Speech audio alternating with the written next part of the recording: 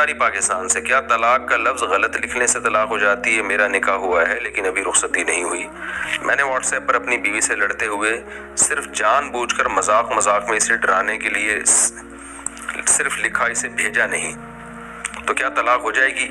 میری نیت اسے صرف ڈرانے کی تھی، میں نے میسج لکھ کر بھیجا نہیں تھا، اور ایک دفعہ میں نے مذاق میں غلط لفظ بھیج دیا جو کہ TAKLL تھا، تو اس صورت میں کیا کروں؟ میری مدد کریں۔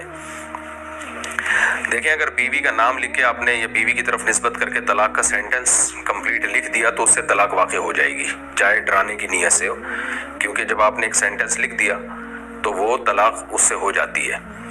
اگر بیوی کی طرف نسبت ہی نہیں، خالی طلاق کا لفظ لکھا ہے، تو پھر آپ سے نیت پوچھی جائے گی کہ یہ کیوں، کیا کس کو دے رہے ہو آپ؟ تو آپ کہہ رہے ہو کہ میری کوئی نیت نہیں تھی، تو صرف طلاق کا لفظ لکھنے سے پھر نہیں ہوگی طلاق، لیکن اگر نیت تھی تو پھر لکھتے ہی ہو جائے گی۔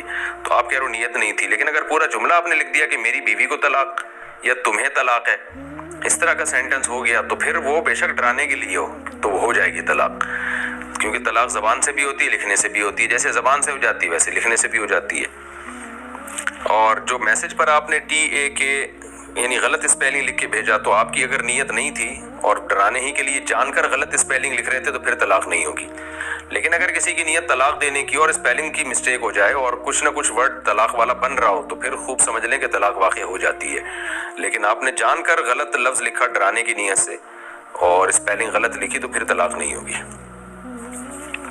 آئندہ یہ حرکتیں نہ کیا کریں کہ کوئی کچھ اور طرح سے ڈرا دیا کریں، سر پہ سینگ لگا کے ڈرا دیں اس کو، تو اور ڈرانے کے لیے ایک ماؤس وہ آتا ہے، ایک فیس آتا ہے، وہ جن بھوت بن جاتا ہے انسان، اس طرح سے ڈرا دیا کریں۔ یہ طلاق کے الفاظ سے مذاق ٹھیک نہیں ہے۔